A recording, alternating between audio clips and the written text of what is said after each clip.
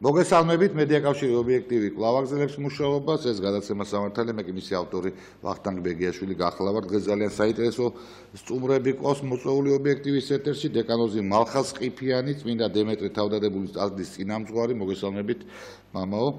და ზაზა ნანობაშვილი, ჩვენი სტუმარი, მეგობარი, ხშირად არის ხოლმე ჩვენ ეთერში, ანჩისხატის ისტორიის მკვლევარი, ანჩისხატის დაბრუნების ხელმომწერი და ინიციატორი.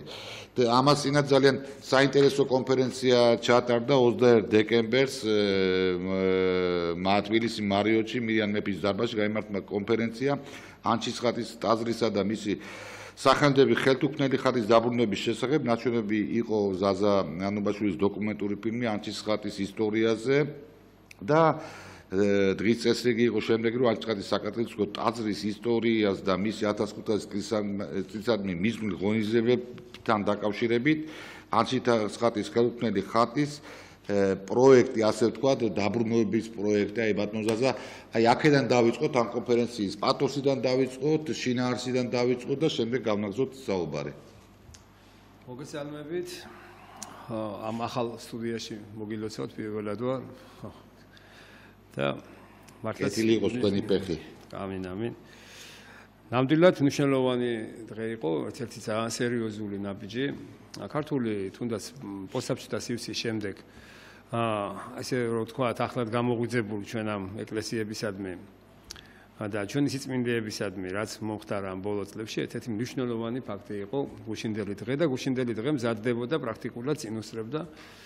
ბატონო ვახო, თქვენ თვალყურს ადევნებთ ამ მოვლენებს წლების განმავლობაში 20 წელიწადი უძღვება. 20 წელი, კი ბატონო, ნამდვილად. 96 წელი იყო ხელმოწერები რო დავიწყეთ, პატრიარქმა ჩვენმა უწმინდესმა წერილიც თხოვა მერე შემდგომ ამ მორწმუნეების მოთხოვნის ხელმოწერების საფუძველზე მთავრობას. მთავრობამ თავიდან ასე ვთქვათ მუზეუმის თანამშრომლებმა იმ დროიდანვე უარი განაცხადეს და იმის შემდეგ აი ეს 20 წელიწადი 99 წლები იყო შემდგომ სიწმინდეების გაატანის არ მოხდა და აი მერე უკვე შიგნით მუზეუმში ჯერ შიგნით დაახლოებით 7 წელიწადი შემდგომ გარეთ უკვე ნაციონალების პერიოდში თოვლში, წვიმაში, სიცხეში, ყველანაირ პირობებში მახსოვს 1000 კაცი შედითო მე იმ ოთახში აი ხო იყო შიგნითაც ვაჭრობა მიდიოდა და მე მოხდა ისე რომ როგორც იქნა პარაკლისები დამკვიდრდა უწმინდესნება მიეცა რომ თვითონ აღევლინა ანჩისხატობას პარაკლისი ეს უკვე 2003-2004 წლიდან და მე შემდგომ ასე ვთქვათ აი წლების მანძილზე ნელ-ნელა ამ მოთხოვნამ უფრო ფართო სახე მიიღო, გასცდა საქართველოს ფარგლებს, ყველა საქართველოს ეკლესია შემოიარა, შეიქმნა სალიტანიო ანჩისხატი უწმინდესის კუთხევით დაბრძანდებოდა სხვადასხვა ეპარქიებში, სხვადასხვა წმინდა ადგილებზე. გასცდა საქართველოს, გავიდა უცხოეთში, საზღვარგარეთის მართლმადიდებლები, მე ალბათ მამა მალხაზი გაახმიანებს, გვეხმიანებიან, უხარიათ, სულ გვეკითხებიან, ვერაფერ პასუხს ვერ ვაძლევდით და აი ცოტა ასე ვთქვათ, ცოტა შეთამამებული პასუხიც კი გავეცით რომ რაღაცაზე დავიწყეთ ამ თემაზე საუბარი და იქიდან წამოვიდა ხარდაჭერთა თეოლოგთა ასოციაციის ძალიან ესე ვთქვი მაღალსულიერი ადამიანების ეკლესიების მხარდაჭერები, ფურცლებით, ტელეფონის ზარებით, თუ გვერდში დადგომა, თუ სახატის პროექტთან დაკავშირებით, ტემპერატურულ რეჟიმთან დაკავშირებით, ნებისმიერ თემაზე რომ შეიქმნას უმაღლესი დონის სახატის პროექტი, რომ აქ არანაირი ხინჯი რაღაც პატარა ვერ მოედონ, ყველა კომპონენტის გათვალისწინებით. ახლა ჩვენთან მაგალითად სამუზეუმო სივრცეში არ არის ყველა კომპონენტი გათვალისწინებული რა. შეიძლება იყოს მხოლოდ ტემპერატურული რეჟიმი და დანარჩენი ბიოატმოსფერული თუ ბევრი ასე ვთქვათ კომპონენტია იქ ქიმიური იმამდე დაყვანილი და გარშემო მდგომარეობა სეისმედეგობა და ასე შემდეგ და ასე ვთქვათ ნაკლებად არის გათვალისწინებული. ჩვენ ანჩისხატის ტაძარში სწორედ გუშინდელ დღეს ჩვენ კვლევარების და წლების განმავლობაში იყვნენ სეისმედოლოგები, იყვნენ ამ თემის პროფესიონალები, ყველა აბსოლუტურად მუზეუმის კულტურის სამინისტროს მიმართავთ კიდევ უფრო თხოვნით რომ თავიანთი კვალიფიკაცია, თავიანთი პროფესიონალიზმი შემოგთავაზონ და ჩვენ ერთობლივად ვაპირებთ რომ ეს სათუთი თემა მიზეზის გარეშე, საბაბის გარეშე, ურთიერთობის დიდი სიყვარული ჩვენის ძალიან გვინდა და გსურს რომ არავისთან კონფლიქტი მიუხედავად დაზარალებულიზე წეგან თქვენ ახსენეთ და ჩვენ დაზარალებულად არ ვთვლით კიდეც მოგვიწიოს კიდევ წვიმაში ყოფნა ღმერთისთვის ნეტა ასეთი კეთილი საქმისთვის და დიდი საქმისთვის შეგვაძლებინოს კიდევ ბევრი რამის გაკეთება, მაგრამ მეორე მომენტი რაღაც როცა ხდება ერის ტკივილის ჩვენ აღარა გვაქვს ვახთან თქვენ აი ძალიან ცუდ მდგომარეობაში მყოფირო თუ დემოგრაფიულად თუ პოლიტიკურად გაშევე ტერიტორიულად ერთი უფლის იმედად დარჩენილი ერი ვართ ამ ხატის დაბრუნებას თავის სახელობის ტაძარში და ყველაზე მეტად არავინ არ უნდა შეუშალოს ხელი თუ ვიღაცას ნამდვილად ოდნავ მაინც საფრთხო ნაპერწკალი გააჩნია და ყველაზე დიდი ამ კონფერენციის ალბათ ის იყო და ჩვენ უწმინდესთან ვიყავით თვითონ შესული მიგვიღო მეუფე ვახტანგთან ერთად და მრევლთან ერთად და ჩვენ დავსახეთ ის რომ ანჩისხატის ტაძარში იქნება განხილული ამ პროექტის ასე თქვა. ბატონ ზაზა, აი დაგიბრუნდებით სულ ცოტა ხანში მამა მალხაზთან მინდა გადავიდე შენ მეკითხეთ. მამა მალხაზ, აი სამართლიანობის გარდა, ისტორიული სამართლიანობის გარდა რომ ხატი უნდა დაბრუნდეს ტაძარში. აი რელიგიურად როგორ არის? ხატის ადგილი ხო ტაძარია, მე ეგრე ვიცი, აი მარტივი ენთროთ ვთქვათ, ეხლა შეიძლება ვერ გაგიბედოთ, ეხლა თეოლოგიურად ახსნა და აი თქვენ მინდა ჩვენმა მაყურებელმა იცოდეს, რომ ხატის ადგილი ტაძარშია თუ სხვა შენობაში? პირველ რიგში მოგესალმებით, მივესალმებით თქვენს ძვირფას ტელემაყურებელს, ბესპირველად ვარ აი ამ სტუდიაში და ვისურვებ, რომ კეთილი იყოს ჩვენი ფეხით. მადლობთ, მადლობთ. რაც შეეხება აი ამ ხატის საკითხს, რა თქმა უნდა ჩვენ შევეხებით, მინდა ვისარგებლო ასევე შემთხვევით, თქვენ მოგეხსენებათ, რომ ორშაბათ დღეს 25-ში, 3 დღეში მისი უწმინდესობის ინტრონიზაციის 40 წელი სრულდება, აღსაყდრებიდან 40 წელი, ბერობის 60 წელი და დაბადებიდან 85 წელი. ეს საიუბილეო თარიღი აერთიანებს მართლაც დიდ ზეიმს ჩვენი ერისა და ჩვენი ხალხისათვის, ჩვენი ქვეყნისათვის, თითოეული მოქალაქისათვის და მის უწმინდესობას, მის სამსოს მრევლს მინდა მიულოცო ეს საიუბილეო თარიღი. პლუს ამას თქვენ მოგეხსენებათ, რომ ანჩისხატი გახლავთ პირველი სამეფო ტაძარი მე-6 საუკუნეში დაფუძნებული მეფე დაჩის მიერ და 1500 წელი, ესე იგი, აი ესეთი საოცარი საიუბილეო თარიღები ემთხვევა მართლაც აი ამ ეპოქას, აი ამ პერიოდს. რაც შეეხება ხატის თემას, ხატის საკითხს. აი გუშინ ძალიან საინტერესო რამ თქვა ერთ-ერთმა უხუცესმა მოძღვარმა იმ კონფერენციაზე, რომელი კონფერენციის შესახებაც ახლა საუბრობს ბატონი ზაზა და რომლის შესახებაც ინფორმაცია არსებობს, რომ ასეთი მაგალითი მოიყვანა ამ უხუცესმა მოძღვარმა, როდესაც მხატვარი, ესე იგი, თავის ნახატს ქმნის. ან ავტორი, სიტყვაზე პოეტი, თავის ლექსს წერს, ოთხრობას წერს, იქ თავის, ასე ვთქვათ, სახელსა და გვარს მიუთითებს, ინიციალებს მიუთითებს. იგი ბატონო. ანჩისხატი თქვენ მოგეხსენებათ, გახლავთ თვით უფლის მიერ მოცემული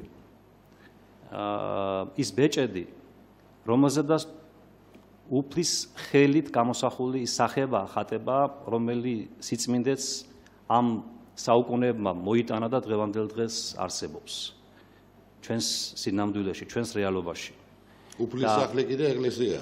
რასაკვირველია და უფლის სახლი, რასაკვირველია ტაძარია და სამართალ მემკვიდრე ამ უფლის სახების, ამ ხატებისა, რასაკვირველი არის ეკლესია.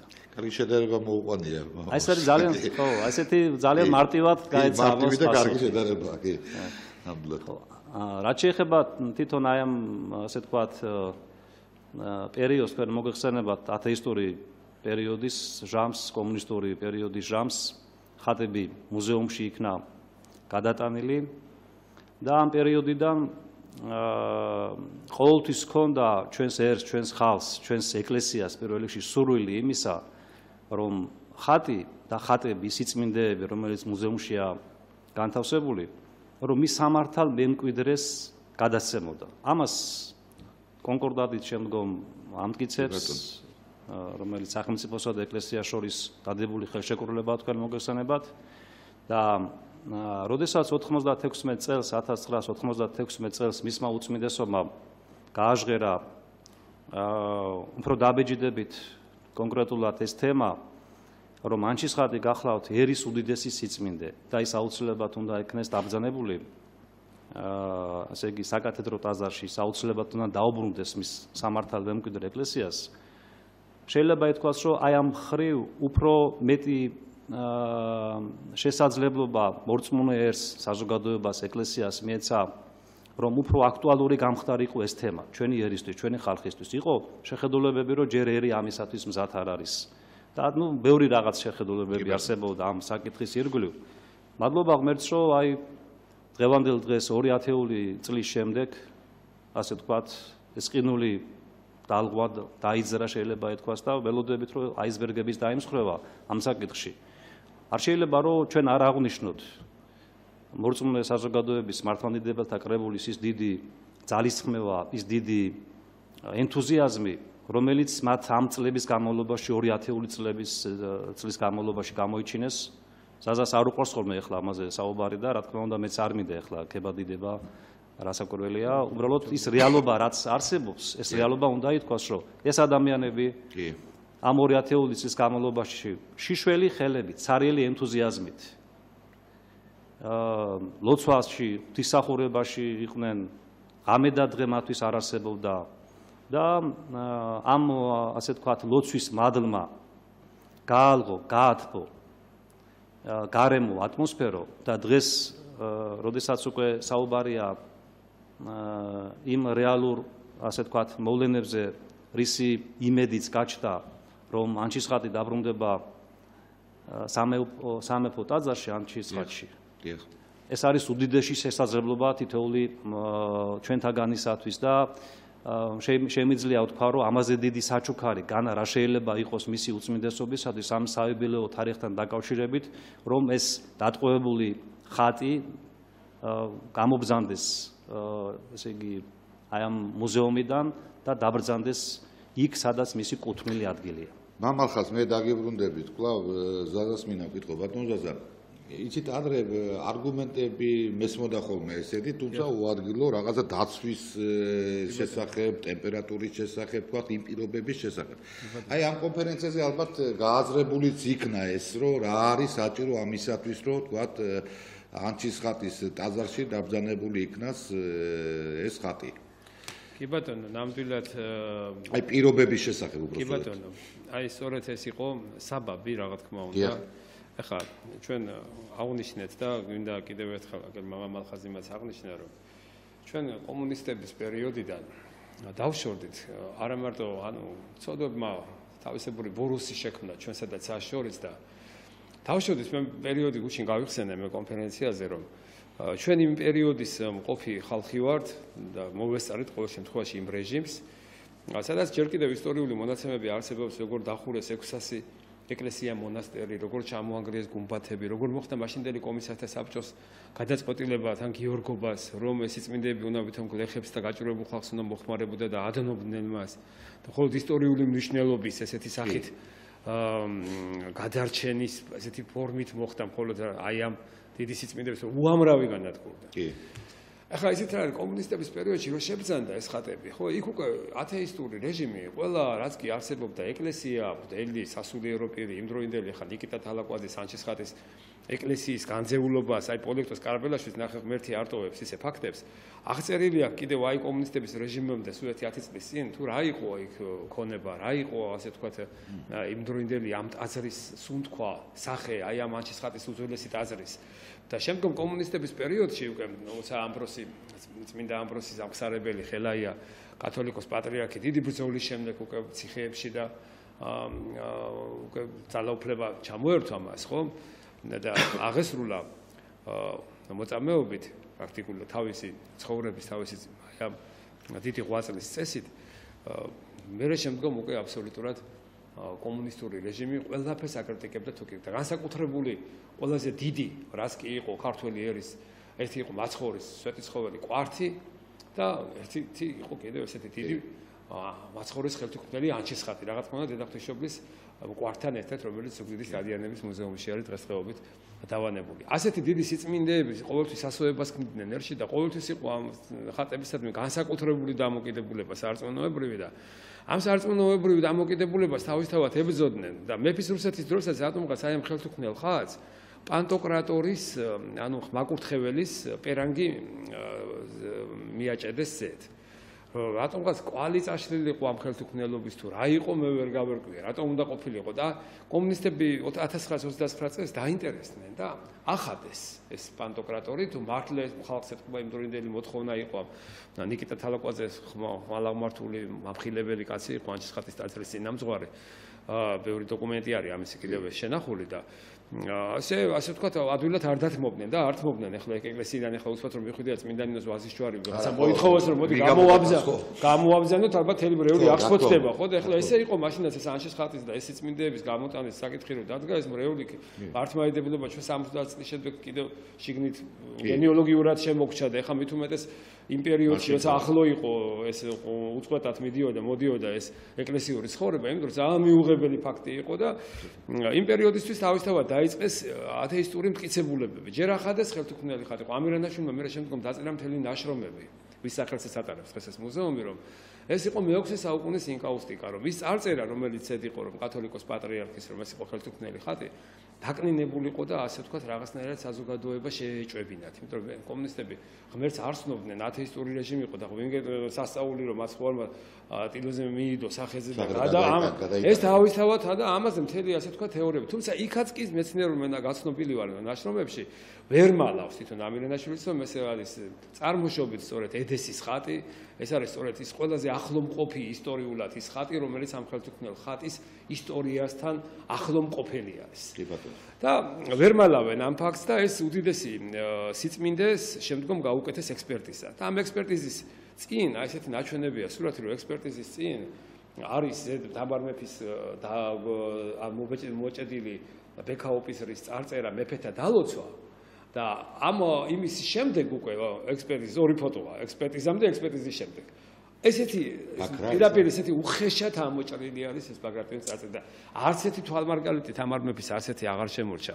მე არ ვამბობ ამას იმიტომ რომ ეხლა თანამედროვე თუნდაც ეხანდელი მუზეუმის თანამშრომლების ვიყენებდი ვთქვათ მაგალითად ამ ფაქტს, მაგრამ ერთი მომენტი არის ხალხო რომ საიდანაც წამოვიდა ეს ხო თუ აღიარებთ ჩვენ რომ ეს იყო ეკლესიის სიწმინდე, ეს იყო ეკლესიის საგანძური, რასაც უამრავი საეკლესიო კანონი მე ხლა ამას არ შეგაწყეთ და ამ მიუღებელია ეკლესიური წესისთვის რომ მისი გამგეობა და მისი ამქონების გამგეობა რა ვინმე სხვა ჩაებაროს ეს არის მისი კუთვნილება და ამიქიდან გამომდინარე ჩვენ უნდა დაუბრუნდეთ ამ სახეს ჩვენ აი პირობები როგორი იქნება თქვათ ახლა რა ქვია პირობები თუ გვაქვს ჩვენ მე მაინც წამოვიდე წეღან ვისაუბრე ორი სიტყვით და ამ პირობებთან დაკავშირებით კიდევ დაუბრუნდები მაგრამ კიდევ მაინც მინდა რომ გავათავისოთ იმდროინდელი წესი როგორ იყო ანჩისხატის დაცვის რაც ბუნდოვანი სურათები გვაქვს შემორჩენილი აი სამრევლო საბჭო არსებობდა იმ დროისთვის და სამრევლო საბჭოში შედიოდნენ ერისკაცები ჩვეულებრივ რა თქმა უნდა სასულიერო პირებთან ერთად და ხდებოდა ამ ხატის აღწერილობა თუ შემთხვევით ამ სამრევლო საბჭოს რაღაც ეჭვი შეეპარებოდა რომ ან რაღაცა და ყოველდღიური აღწერა და ყოველდღიური ცოცხალი დარაჯობა. ახლა ჩვენ ის ხალხი ვართ სვანეთში ოჯახებმა თავისი პირადი სარწმუნოებით რომ შემოგვინახეს უდიდესი სიწმინდეები და ერთი პატარა თვალი და მარგალიტი არ მოკლებიას აი ამ საბჭოთა სივრცეში და ძალიან ცუდი არის, როდესაც დაწესებულებებში მოხდა აი ამ თვლების დაკარგვა და ასე თქვა დამახინჯება წმინდა ხატების. ოჯახებში უფრო გადარჩა. ეს მინდოდა მე თქვა. ჩვენ იმ დროინდელი დაცვის სისტემას არსებობდა ერისკაცთაგან და სხვათა შორის გამახსენდა ამისინ ვიძიებთ ჩვენ სხვა ქვეყანაში ძველი სიწმინდეების დაცვის ფორმები როგორ არის და გამოგვიგზავნეს ჩვეულებრივი ვიდეო ნოტერდამის პარიზის ეკლესიაში ყოველი თვის პირველ პარასკევს გამოაბრძანებენ ხოლმე მაცხოვრის ეკლესიის გვირგვინს და ემთხვევა ხალხი და კაც ესე არის ის რაღაც ესეთი როგორც ესე პირობითად ხატის კაცნი ჩვეულებრივი ერის კაცებს ესე იცავენ ამას გამოაქვთ და ჩვეულებრივი ხელიდან ხელში გადადის და ემთხვევიან ეხლა ჩვენ ცოტა შეშინებულები ვართ იმიტომ რომ ნუ მასმედია მიმუშავა და ერთ-ერთი ბეკეტი იყო ამ მეცნიერ მუშაკების იმიტომ რომ ასე ვთქვათ ტექნოლოგიებში აგიტაცია პროპაგანდა ჩართეს კი ბატონო ჩართეს ხალხი ვერ ერკვევა ეხლა მართლა ისეთ მდგომარეობაშია ეს ძველი ხატი თუ არ არის ისეთ მდგომარეობაში და ამიტომ უკვე წავიდა ამ თემის ან ეხლა კაი მდგომარეობაში მე არავინ არ გაახვდა ხო კი ბატონო ხო თითქოს იქ ასე ვთქვათ და ბოლო ფაქტები კიდე ძალიან არ მინდა ეხლა კიდე ვიმეორებ თუ საჭირო იქნება დავждებით ვესაუბრებით სად არის უფრო მეტად დაცული ამორტიზაციის თვალსაზრისით სეისმომეტ შემოქმედებობა ნებისმიერი სხვა თემა ტემპერატურულ რეჟიმამდე დამთავრებული, მაგრამ კონფლიქტი არ გვინდა, იმიტომ რომ მე ბევრი მუზეუმის თანამშრომელის აზრი ვიცი შინაგანად, რომ ის არის მომხრე იმის, რომ ეს ხატი ოღონდ ნამდვილად საუკეთესო პირობებში ტემპერატურულ რეჟიმიდან დაწყებული გარშემო დაცვის სისტემით ის იყოს დაბრძანებული თავის ტაძარში. ეხლა რაც შეეხება დაცვის პირობებს, პირველ ნაწილის ბოლო წუთი დაიწყო, პირველი ნაწილის. აი შესვენების მერე გავაგზავნოთ, იმიტომ ძალიან საინტერესო თემაა.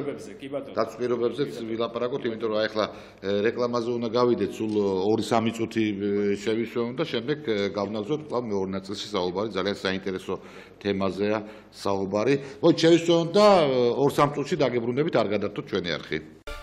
მედიაკავშირი აგზელებს მუშაობას, ეს მეორე ნაწილია გადაცემას სამართლის, ძალიან საინტერესო სტუმრები ყავს, ვინც ახლა შემოგვიერთდა დეკანოზი მალხაზ ყიფიანი, წმინდა დემეტრე თავდადებულის ტაძრის წინამძღვარი და ზაზა ნანობაშვილი, ანჩისხატის ისტორიის მკვლევარი, ანჩისხატის დაბრუნების ხელმოწერთა ინიციატორი. აი ბატონ ზაზა, ძალიან საინტერესო შეკითხვაზე გავედით ჩვენ რეკლამაზე. აი დაცვის პირობები, თქვათ, ის სივრცე, სადაც თქვათ ანჩისხატი უნდა გადავაბრძანოთ და გადაბრძანდეს თავის ისტორიული სამართლიანობითაც და თავის მემკვიდრე არის ეკლესია და ეკლესიის წიაღში უნდა გადავიდეს. არის თუ იქ გააზრებული გაქვთ თუ არა ეს ყველაფერი? ჩვენის მხრიდან ძალიან საინტერესო თემაა და ამაზე წლების განმავლობაში მიდიოდა საუბარი, რომ თითქოს ჩვენ რაღაცა სპონტანურად ვითხოვდით, ან ვითხოვდით ისე რომ ეს ხატი უნდა ესე ხელში აღვეყო და ესე დაუმართავად სვინდისე ჩამოკიდებულ ხატებს და სვინდისე დაბრძანებულ ხატებს უძახით ჩვენ ასე ვთქვათ ჩვეულებრივ ეკლესიაში მყოფ ხატებს, რომელსაც ახლა განსაკუთრებულად ვიღაც უსვინდისო თუ არ არის ხელს არ წაავლებს და არ წაიღოს, მაგრამ ახლა რას უკასრავად ახლა წმინდა ნინოს ჯვარს, თომა მოციქულის თავის ქალას ამას ესე წლებია საუკუნეებია თავის პრაქტიკა აქვს და ესე ადვილი ხელყოფა მისი არ არის და რა თქმა უნდა ხალხი მიბრძანდება და მადლს იღებს. მაგრამ დღეს რადგანაც კიდევ ვიმეორებ გამოიწვია იმან რომ განსაკუთრებული პირობები შეიქმნას ჩვენ როგორც მთავრობასთან ისე ეკლესიაში ძალიან კარგი ასე ვთქვათ მოშურნე ადამიანი უმოჩდა დღევანდელი ნიკოლწმინდის ეპისკოპოსი ეს არის სიწმინდეთა დაცვის სწორედ განყოფილების ხელმძღვანელი საპატრიარქოში მეუფე ვახტანგი და აი მამა კირიონთან ერთად ონიანთან ერთად რომელიც ასევე გულშემატკივარია ამ წლების განმავლობაში ყველა ამ სიწმინდეების თემით და აი ამ პირობებზე მოგვიხდა საუბარი ჩვენ რომ ეს იყოს ძალიან მაღალ დონეზე შესრულებული ჩვენ სამ კომპანიასთან უცხოეთის სამ კომპანიასთან გერმანულ კომპანიასთან იტალიურ კომპანიასთან და კანადის ერთ-ერთი ცნობილი კომპანია გვაქვს კონსულტაციები გვაქვს ასე ვთქვათ მე სპეციალურადაც მოგვიხდება ალბათ ჩასვლა ჩამოყვანა გაცნობა ამ ყველაფრის გვაქვს ვიზიტები დაგეგმილი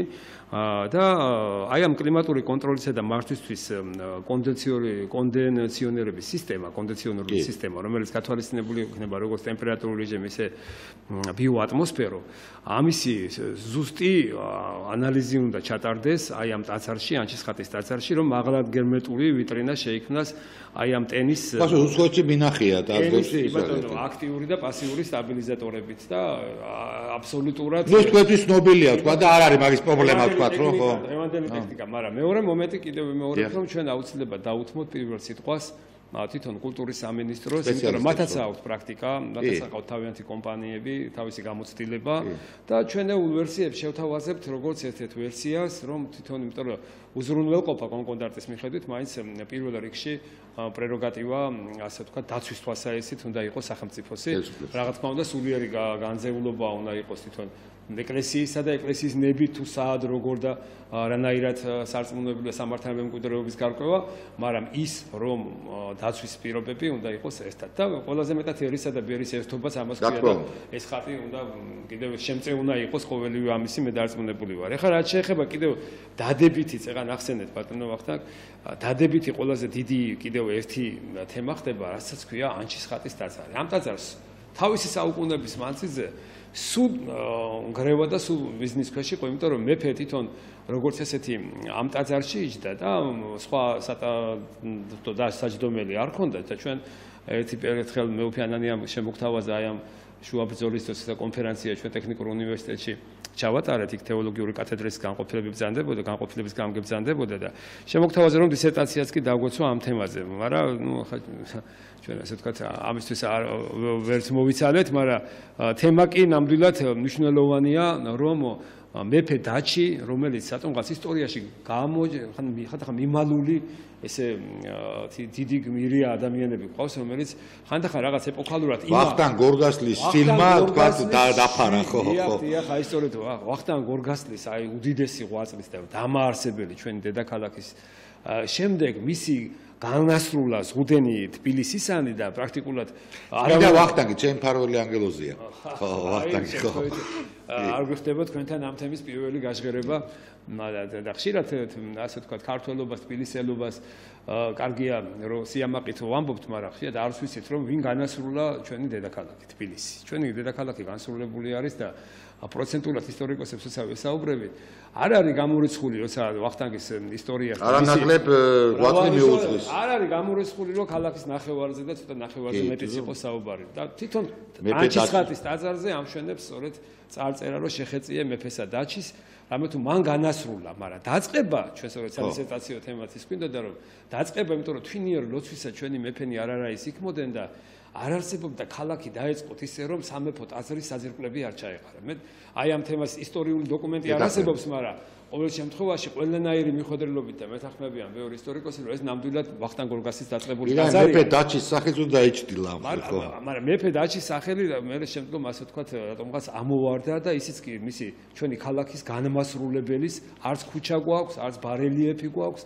ანუ მე ვიტყოდი რომ ის იყო მოშურნე მეფე და ეკლესიაში ხა ჩემი კომპეტენცია ეს არ არის, მაგრამ ყოველ შემთხვევაში წერილი თხოვნით შეიძლება 1500 წლისთან დაკავშირებით გუშინ გავაჟღერე კიდეც რომ ისი წმინდანად შერაცხვის საკითხზე რომ კომისია გამოიყოს და იქნებ შეისწავლონ, იმიტომ რომ ეს იყო მოშურნე კაცი, რომელიც მთას და ბარსაც ქართლის ცხოვრებაში უამრავი ეკლესიის აღმშენებელი ანჩისხატის ტაძართან ერთად ეს იყო მარიამ ღვთისმშობლის შობის სახელზე აგებული ტაძარი, ტაძარი წმინდისა მარიამისაი, როგორც ისტორიკოსი მოგვითხრობს. ეს იყო უდიდესი მოშურნე და მოღვაწე ქრისტიანობის გამავრცელებელი მეფე დაჩი. და დაჩი უჯარმელად წოდებული და მან ასე ვთქვათ ჩვენი დედაქალაქი დავითის ვახტანგის ანდერძი განასრულა და ისტორიკოსი როგორც ქართლის ცხოვრება მოგვითხრობს, დაჩიმ დაასრულა ვახტანგ გორგასლის დაწყებული თბილისის ზღუდის მშენებლობა და როგორც ისტორიკოსი მოგვითხრობს, ხოლო ამან დაჩიმ მეფემან იწყო შენებად ქართლისა, რამე თუ მოოხროებული იყვნენ ყოველნი ხევნი ქართლისანი, თვინიერ კახეთისა და კლარჯეთისა და განასრულნა ზღუდენი თბილისისანი, ვითა ებრძანა ვახტანგს და იგი შექმნა სახლად სამეუფოდ. აი, ნამდვილად სამართლიანი ინიციატივაა, რომ წმინდანად ამ ანჩისხატის ტაძრის ინიციატივაა უფრო მეტად, ეს ჩვენ ისტორიული ფაქტები ვიცოდით, მაგრამ რადგანაც ამ ხატის დაბრუნებასთან ერთად ორმაგი მრჩობლი ნამდვილად სასიკეთო საქმე და სამოღვაწეო საქმე წამოიწია, რომ ამ ხატის 1500 წლის თავის წამოწევაც ხდება. მე დარწმუნებული ვარ, რომ ეს იყო პირველი მეფე დაჩი, რომელიც ვახტანგმა დააარსა, მაგრამ ვახტანგი ქალაქში არიჯდა როგორც მეფე და ეს იყო პირველი მეფე, რომელიც ამ ტაძარში დაჯდა,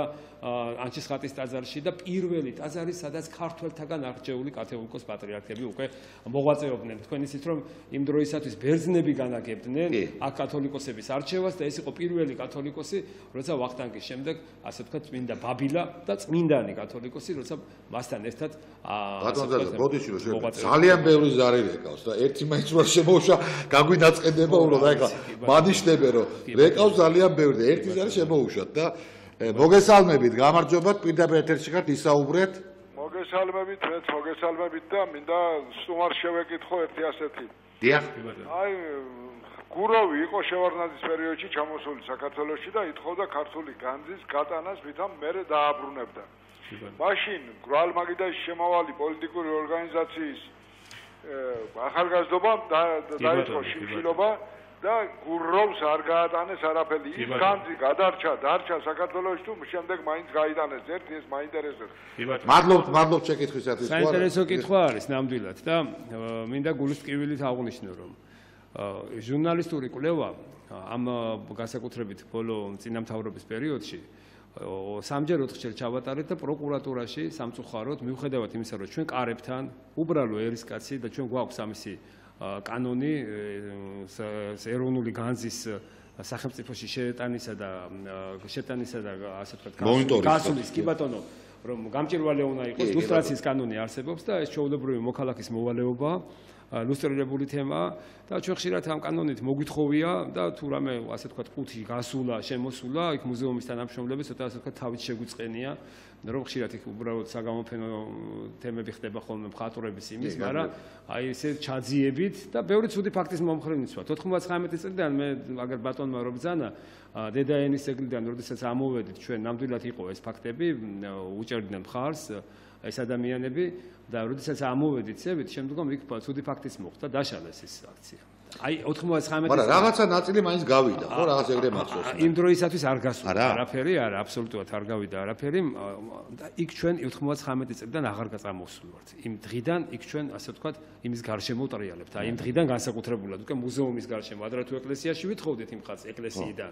99 წლის ფაქტის შემდეგ უკვე იმის გარშემო ტრიალებთ და იცით რა არის ძალიან ასე ვთქვათ გულსატკენი ფაქტები არის, როდესაც ექვთიმე თაყაიშვილმა რუდუნებით შიერმა ჩამოაბზანა ჩვენ ლევილშიც ვიყავით და მასი მინდა ექვთიმე ღვთისკაცია ნამდვილად. ღვთისკაცი და წმინდანად შეირაცხა და აი წინამთავრობის პერიოდში 300 ექსპონატია მუზეუმის სივრციდან გამქრალი. აი ნინო მიქიაშვილს ჩვენ შემკოლებას აქ ძალიან ბევრი ჟურნალისტური გამოკვლევები მაგასთან დაკავშირებით და საგანგაშო პროკურატურაში ოფიციალურად დევს. ეს სამწუხარო ფაქტებია. ჩვენთვის ყველა სიწმინდე, ყველა განძი, ნებისმიერი პატარა ჯვარი იქნება, დიდი ჯვარი იქნება და მე როდესაც მქონდა პარიზის ნაციონალური ბიბლიოთეკის დირექტორთან შეხვედრა, აი იქ ასე ვთქვათ ძალიან გული მეტკინა, როდესაც ჩვენ უამრავი ქართული გინას ბოლოს წლებში შესული ქართული ექსპონატები აღმოჩნდა, რომ იმ პარიზის ბიბლიოთეკის ნაწილი არის ახლა დღესდღეობით. სამწუხარო ფაქტია, ჩვენი შიდა გამყიდველობა, ჩვენ რაც შეგვეძლო ბოლომდე ვიბრძოდით, ადამიანები 99 წელსაც შეუწიროთ იმ ხალხს, ვინც ბოლომდე იბრძოდა, მაგრამ ახლა ჩვენ რამდენი მანქანა შევა და რამდენი კაცი გამოვა, მიუხედავად იმისა, სამსახურის პერიოდში, როდესაც არ იყო ჩვენი კადრების შემდგომ შეხვედრაზე წამოვიმსგვარებთ უფრო მეტ დოკუმენტაციას, თუ საჭირო გახდა, იყო შემთხვევები, როდესაც დარღვევით შედიოდნენ კამერები, დარღვევით ხდებოდა ეს ყველაფერი და ამაზე ხმამაღლა, ასე ვთქვათ, აღნიშნავდით იმ პერიოდისთვის, მაგრამ მაინც მოახერხეს და მთელი ერი ხალხმა დაირაზმოს ყოველთვის სიწმინდეების გატანა. მეორე კუთხე არსებობს ის, რომ ერთი სიწმინდე რო არ განადგურდეს და არ წავიდეს ფიზიკურად, მეორე მისი ეკლესიური მნიშვნელობა არანაკლები არის, რომ დაუბრუნოთ. აი მამა მალხაზ მინდა ესეთ შეკითხვით გადავიდე მალხაზთან, რომ მალხაზ აი 20 წელი ახსენა ზაზამ და 20 წელია ლოცვებით მიმდინარეობს ანჩისხატის დაბრუნებასთან დაკავშირებით. ეს ლოცვები მე ვფიქრობ, რომ რაღაც თავის შედეგს გამოიღებს და რაღაც აი პირველი ნიშნებიც აგერ არის, რომ რაღაცა ბოლო-ბოლო რაღაცა კეთილინება, რა ვიღაცას რაღაც გონება გაუნათდა, რომ ეს იყოს. მე დასაწყისშივე ვკითხეთ, რომ რელიგიურადაც ხატი უნდა იყოს თავის ადგილას, ანუ ტაძარში უნდა იყოს ხატი. არსებობს სახლის ხატები, ადამიანი შეიძლება სახლშიც ქონდეს, შეიძლება სამსახურშიც რაღაც კუთხე მოეწყოს და ქონდეს, მაგრამ არსებობს ხატი, რომელიც ტაძარში უნდა იყოს აუცილებლად. აი ამასთან დაკავშირებით. დიახ, გავაგრძელოთ ბატონო ვახტანგ ჩვენ ეს საკითხი, საკმაოდ რთული, ასე ვთქვათ, გზომბიარე თემაა, ესა ისეთი გზომბიარე თემაა, რომ ამ საკითხზე არათუ ერთი სატელევიზიო ეთერი, არამედ შეიძლება რომ აი მრავალი ჩვენ სიამოვნებით ვზადავართ მაგისთვის. მიეძღვნას ნამდვილად ამ საკითხს და ამ თემას. პირველ რიგში უნდა ითქვას ის, რომ ხატი მოგეხსენება თქვენ, ეს არის სარკმელი ზეცაში. ხატი ეს არის გადმოცემული ღვთის სიტყვა ფერში, საღებავში. და მით უმეტეს ამხელა სიწმინდეზე, როდესაც ჩვენ საუბრობთ, ეს არა მარტო ეროვნული მნიშვნელობის სიწმინდე და ხატი, არამედ მსოფლიო მნიშვნელობის ხატია, ეს საგანძური. და ნუ ჟამთასიავის გამო დღეს როგორც ვიცით მუზეუმშია. თვითონ აი ამ ასე ვთქვათ პერიოდს, როდესაც ჩვენ ვეხებით, როდესაც აღნიშნეთ, რომ მისი უწმინდესობის 96 წელში წარმოთქმული სიტყვის შემდეგ რა ხდებოდა ამ კუთხით, ეს არ არის ცარიელი პერიოდი, ეს არ არის მარტო სიტყვაზე ხელოვნების მუზეუმთან სალიტანიო ანჩისხატთან, რომელიც ასლი შეიქმნა მე აგერ ზაზას ხელმძღვანელობით, მასთან ლოცვის პროცესი. ეს არის ძალიან მრავალჯერადი, მრავალფეროვანი, შეიძლება ითქვას, აი მოლოცვითი მსვლელობა, მოღვაწეობა, რომელიც სხვადასხვა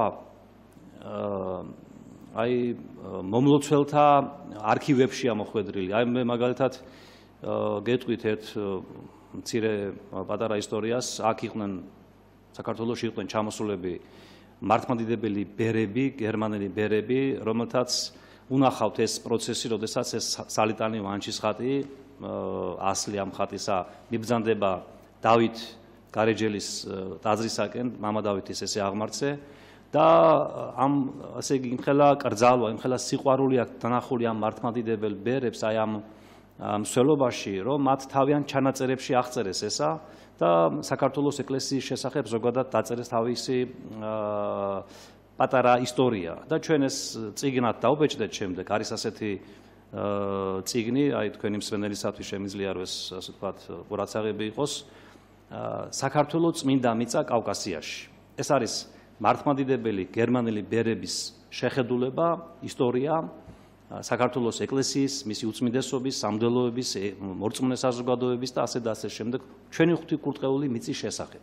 და მასში სურათითაც, ისტორიითაც აი ერთ-ერთ შეიძლება ითქვას, აი თვალსაჩინო ადგილზე არის წარმოჩენილი ეს განსაკუთრებული მსვლელობა ხატისა, ანჩისხატისა, რომელიც არა მარტო საქართველოს ფარგლებს მოიცავს და მოიცავდა, არამედ რამოდენიმე უცხო ქვეყანას, მრავალრიცხოვან ასე თქვათ პერიოდს, მრავალფეროვან პერიოდს, თითქმის 15 თუ არ ვცდები 15 მაინც 15 სახელმწიფო მაინც არის დალოცვილი და მოლოცვილი აი სალიტანიო ანჩისხატის საშუალებით, აი ზაზას წინამძღოლობით და მე რამოდენიმე სახელმწიფოში აი ამ დიდ სასწაულს თან ვახდი, რაც უკავშირდება ანჩისხატის ესე იგი მსვლელობას.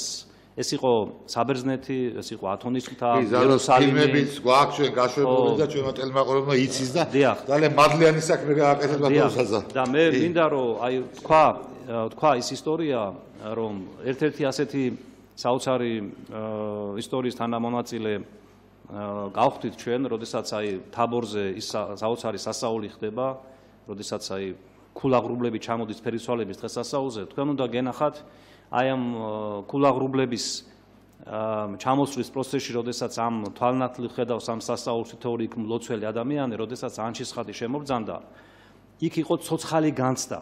ცოცხალი განცდა იმისა, რომ იქ იყო უფალი, იქ ბრძანდება უფალი, იქ უფალი მობრძანდა თვითონ თავისი მადლით.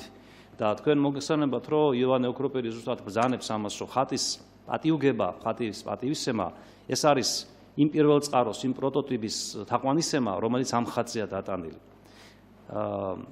თვითონ აი ეს ხატის სიწმინდის შესახებ აი ჩვენ ვთქვით ასევე, რომ აი ღვთისმსახური არის სახარება, ხო? აი სახარება იკითხება ტაძარში. საეკლესიო ღვთისმსახურების დროს სახარება იკითხება იმ წმინდა ადგილებზე, სადაც არის სურვილი მისი მოსმენისა, მისი გაგებისა, მისი აღქმისა, მისი ცხოვრებაში განხორციელებისა. და მე ნამდვილად ქრისტიანული მშვიდობის ყოფილობით და ქრისტიანული აი სიყვარულით მინდა შევაგონო ის ადამიანების, რომლებიც ეწინააღმდეგებიან რაღაც მიზეზთა გამო ხატის მუზეუმიდან გამობრძანებას და თავის კუთვნილ ადგილზე დაბრძანებას, რომ ნუ შეეწინააღმდეგებიან ამას, ეს მათთვის არ არის კარგი. რადგან ხატი ხშირ შემთხვევაში ჩვენ არ გვეკითხება მას სად სურს. ხატი მიიკუთვნებს იმ ადგილს, სადაც ასე ვთქვათ, აი ამისი აუცილებლობაა და ზუსტად ამაზეა დღეს საუბარი, რომ ჩვენ ამდენი ხნის განმავლობაში მორწმუნე საზოგადოება, ეკლესია მოკლებულია იმ მალს, იმ წყალობას, რომელიც ასე უშურველად მოედინება ამ ხატიდან. და ხატის წინაშე დგომა, ბედრება, ლოცვა ბედრება, ეს ღვთისათნო საქმეა.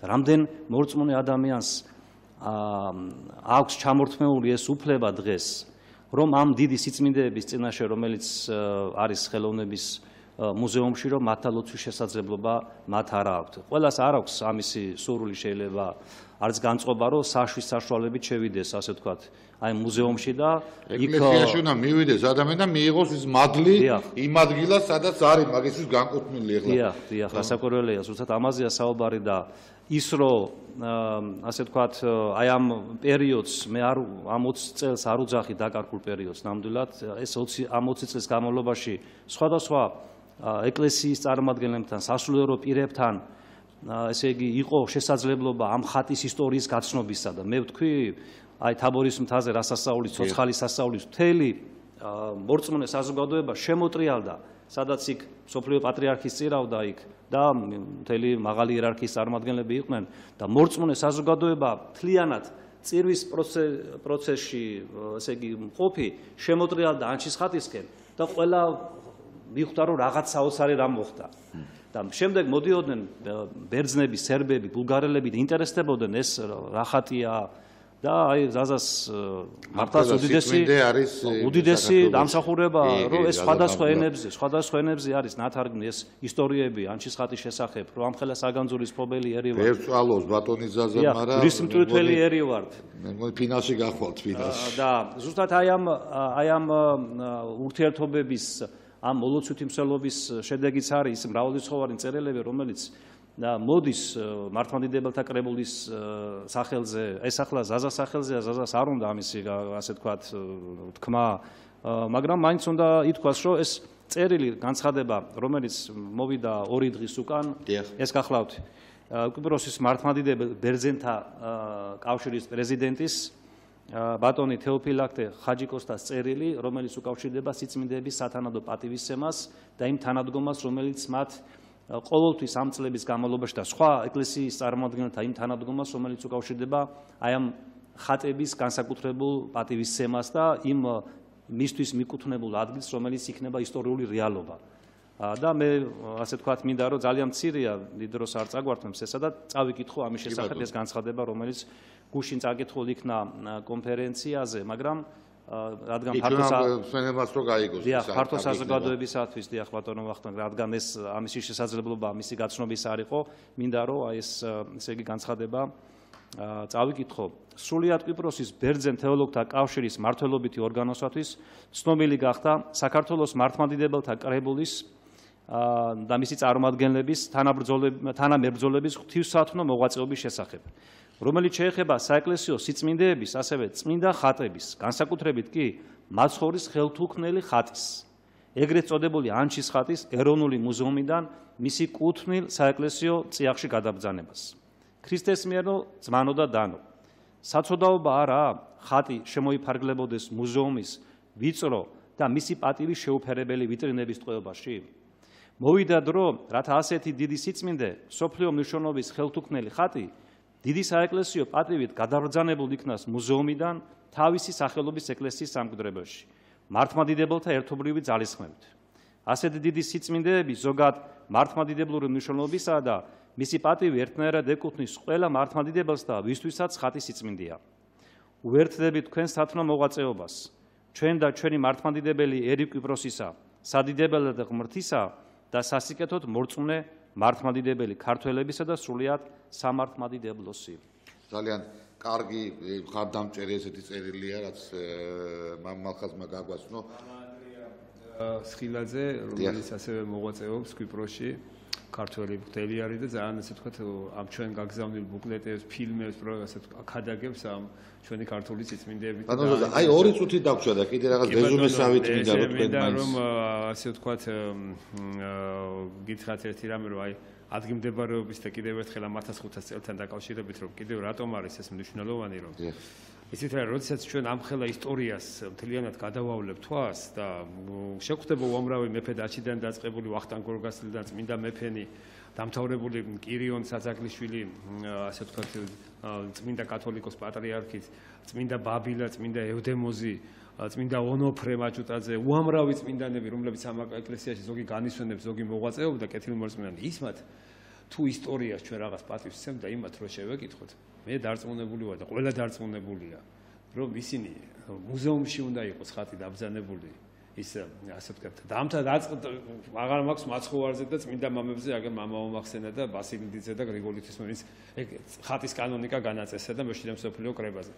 რომ შეეკითხო ის აუცილებლად გეტყვიან, რომ ხატი უნდა იყოს ტაძარში, იქ ანჩისხატის ტაძარში მოღვაწე ის წმინდა და დიდი მოღვაწე მეფეები და კათოლიკოს პატრიარქი დარწმუნებული ვარ, რომ ყველა იტყოდა, რომ ეს უნდა იყოს ანჩისხატის ტაძარში. რაც თქვია და მეორე მინდა რომ მადლობა მინდა მიუძღვნა ყველას, ცალკე კულტურის სამინისტროს, ცალკე ასე ვთქვათ პრემიერ-მინისტრის სამსახურს, რომელმაც ამ საკითხი შეტანილი ჰქონდა და იქიდან ასე ვთქვათ კულტურის სამინისტროს დაუბრუნა ცალკე საპატრიარქოს მინდა სინოდს, რომლებმაც ამ თემას შეეწინენ და მე დარწმუნებული ვარ, რომ ანჩისხატი ბოროტ საქმეს გადაფარავს და ერიდაის გაერთიანების ერთ-ერთი დიდი სიმბოლო გახდება. დიდი მადლობა, ჩვენ მაყურებლებს შევახსენეთ დეკანოზი მალხაზი ყიფიანი იყო ჩვენი გადაცემის სტუმარი და რეჟისორი ზაზა ნანობაშვილი. მე კვლავ დაგიბრუნებით თქვენ შემდეგ პარასკევს 5 საათზე, საღამოს 5 საათზე. დიდი მადლობა ყურადღებისათვის.